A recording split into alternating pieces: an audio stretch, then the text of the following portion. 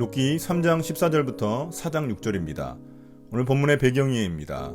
룻기에는 대조적인 사람들이 등장합니다. 나오미의 며느리였던 오르바와 룻, 그리고 고엘이 될 수 있는 우선순위의 아무개와 보아스입니다. 룻기는 그들의 선택을 대조시켜 룻과 보아스를 더욱 돋보이게 하고 있습니다. 오르바와 아무개 친족의 선택이 악하거나 잘못된 것은 아니지만 룻과 보아스의 선택이 훨씬 아름답고 가치 있음을 드러내고 있습니다. 3장 14절부터 18절입니다. 나오미에게 보고하는 룻. 룻은 새벽녘까지 그의 발치에 누워있다가 서로 얼굴을 알아보기 어려운 이른 새벽에 일어났다. 이것은 보아스가 그 여인이 타작마당에 와서 있었다는 것을 남들이 알아서는 안 된다고 말하였기 때문이다. 보아스가 말하였다. 걸치고 있던 겉옷을 이리 가지고 와서 펴서 꼭 잡으시오. 보아스는 룻이 겉옷을 펴서 잡고 있는 동안 보리를 6번 대어서 그에게 이어주고는 성읍으로 들어갔다. 룻이 시어머니에게 돌아오니 시어머니가 물었다. 얘야 어찌 되었느냐?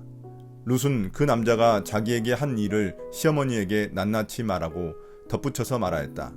6번이나 되어서 준 이 보리는 어머님께 빈손으로 가서는 안 된다고 하면서 바로 그가 손수 담아준 것입니다.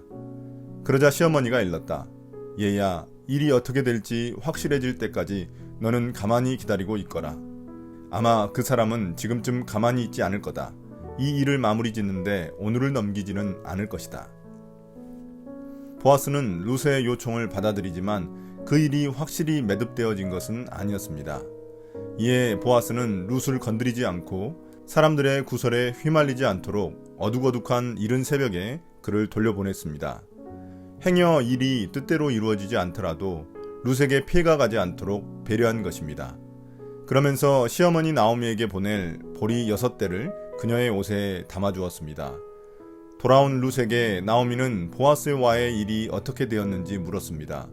룻은 일어난 모든 일을 말씀드리고 보아스가 나오미를 위해 보리까지 챙겨주었다고 말씀드렸습니다. 여기서 빈손은 텅 비었다는 의미인데 베들레헴으로 돌아올 때 나오미가 자신의 신세를 한탄하며 했던 고백과 같습니다. 나오미의 텅 빈 상태를 보아스가 채워줄 것이라는 사실을 암시하고 있습니다. 또한 보아스는 자신이 룻과 결혼할 의사가 있음을 시어머니인 나오미에게 보리를 통해 표시한 것입니다. 이제 나오미는 룻에게 자신들이 할 수 있는 일은 다 했으니 보아스가 어떻게 할지 가만히 기다려보자고 했습니다. 나오미는 보아스를 신뢰하기 때문에 그가 오늘 안에 이 일을 해결할 것이라고 믿고 있습니다. 4장 1절부터 2절입니다. 사건의 배경.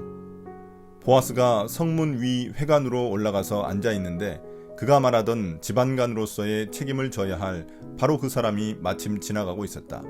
보아스가 그에게 여보시오, 이리로 좀 올라와서 앉으시오 하고 말하였다.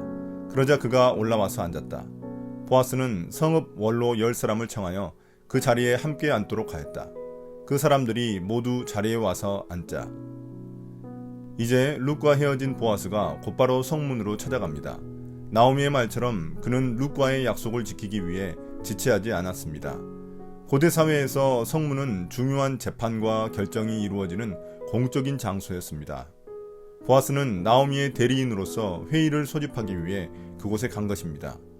그리고 마침 우연히 그곳을 지나가던 지반간, 즉 고엘이 될 수 있는 우선순위에 있는 친족을 불러 앉혔습니다.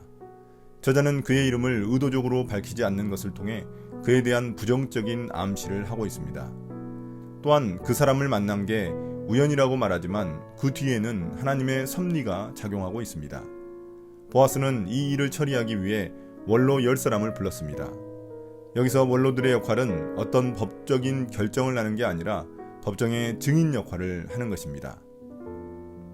3절부터 6절입니다. 고엘을 제안하는 보아스. 보아스가 지반간으로서 책임을 져야 할 사람에게 말하였다. 모압 지방에서 돌아온 나오미가 우리의 친족 엘리멜렉이 가지고 있는 밭을 팔려고 내놓았소. 나는 이 사실을 분명히 알려드리오.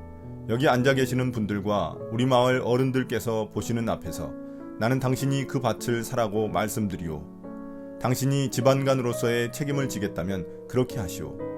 그러나 지반간으로서의 책임을 지지 않겠다면 그렇게 하지 않겠다고 분명히 말하여 주시오.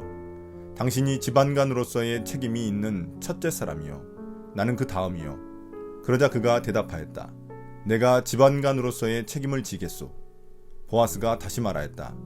그렇다면 나오미의 손에서 그 밭을 사는 날로 고인의 아내인 모압 여인 룻도 아내로 맞아들여야 하오. 그렇게 하여야만 그가 물려받은 그 유산이 고인의 이름으로 남게 될 것이오.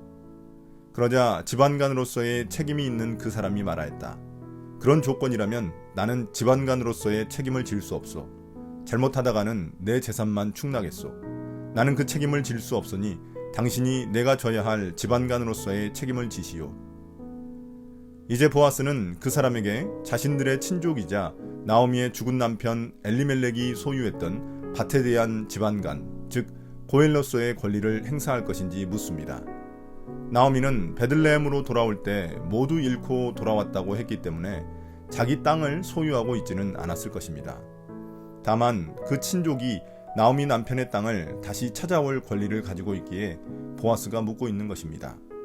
그러나 룻기에 따르면 땅에 대한 소유권을 얻으면 미망인이 된 나오미와 룻까지 책임져야만 합니다. 룻기는 고엘 제도와 계대 결혼을 연결시켜 말하고 있기 때문입니다. 그래서 고엘의 권리를 행사하려면 룻과 결혼해야 할 의무도 발생합니다. 처음에는 고엘로서 우선순위인 사람이 나오미의 땅을 차지하고 싶어 고엘로서 권리를 행사하려고 합니다. 그러나 룻까지 책임져야 한다는 보아스의 말을 듣고 자신의 재산이 축날 것을 염려해 고엘로서의 자격을 포기합니다. 룻이 그와 계대 결혼을 해서 아들을 낳으면 그 아들은 자신의 아들이 아닌 룻의 죽은 남편 말론의 아들이 됩니다. 그러면 땅의 소유권이 말론의 아들에게 돌아가는 셈이 되기 때문입니다. 이런 그의 모습에는 자기 자신의 이익만 생각하고 나오미나 룻에 대한 배려라고는 전혀 찾아볼 수 없습니다. 그러자 이제 보아스에게 고엘로서의 차례가 돌아왔습니다. 분명히 보아스는 이렇게 작동할 하나님의 섭리를 신뢰했을 것입니다.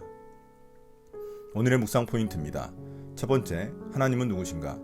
나오미는 룻에게 보아스를 신뢰하며 잠잠히 기다리자고 말합니다.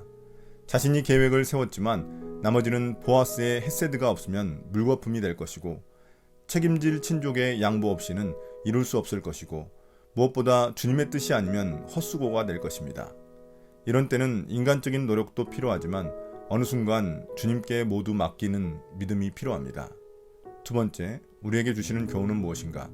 손해가 싫어 고엘로서의 권리를 포기한 사람은 여전히 아무개로 남아있지만 자신의 손해를 알면서도 나오미와 룻을 책임지기로 한 보아스의 이름은 영원히 남게 되었습니다. 사랑에는 권리뿐만 아니라 의무도 있다는 사실을 기억해야만 합니다. 오늘의 기도입니다. 주님, 내가 할 수 있는 일을 다 한 후에 주님을 신뢰하며 기다릴 수 있는 믿음을 주십시오.